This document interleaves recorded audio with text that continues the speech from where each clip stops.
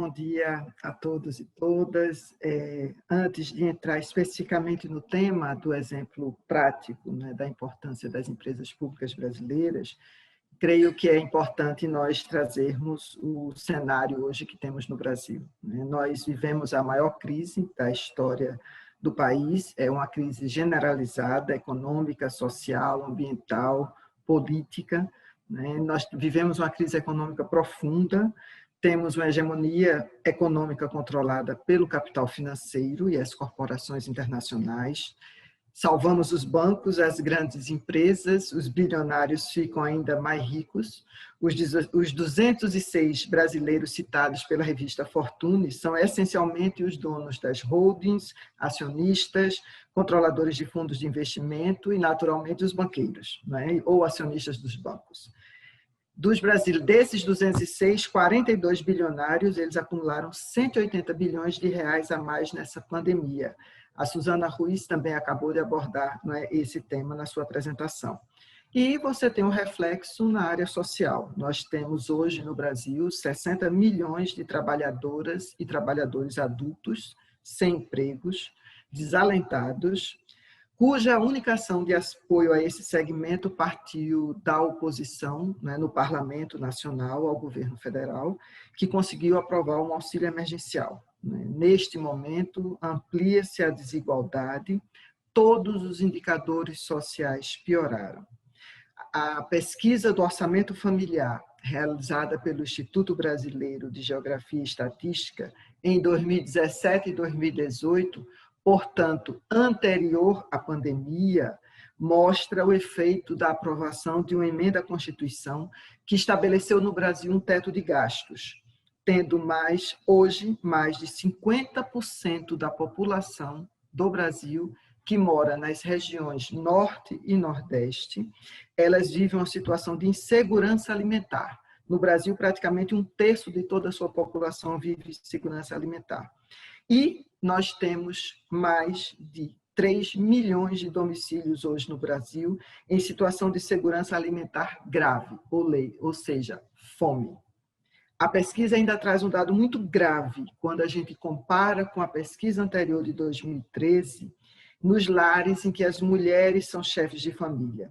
A situação de segurança alimentar, ela caiu de 79,1% para 66,8%, quando é um homem o chefe de família, e de 74,6% para 58,5% quando é uma mulher.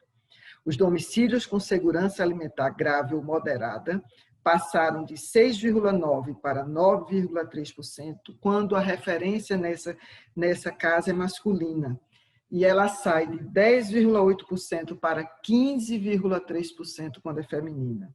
O recorte de gênero, ele é brutal quando nos referimos à fome.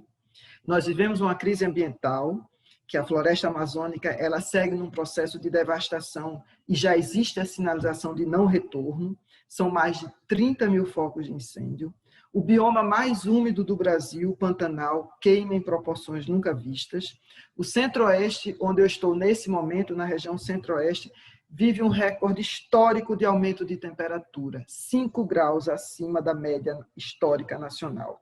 Nós temos uma crise política, né, das instituições, do judiciário, estamos às vésperas com o impeachment de 2 governadores eleitos com votação histórica e a população não se importa.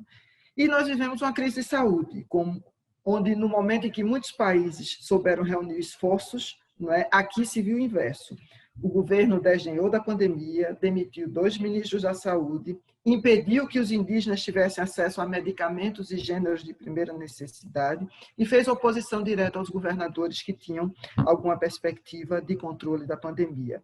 Hoje, o Brasil tem mais de 146 mil mortos, vidas ceifadas em grande parte por responsabilidade direta do governo.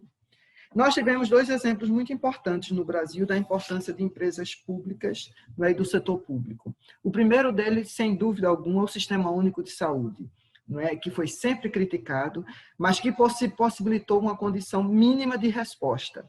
O que segurou, de fato, no Brasil a expansão da pandemia foi o SUS, né? E a atuação dos bancos públicos.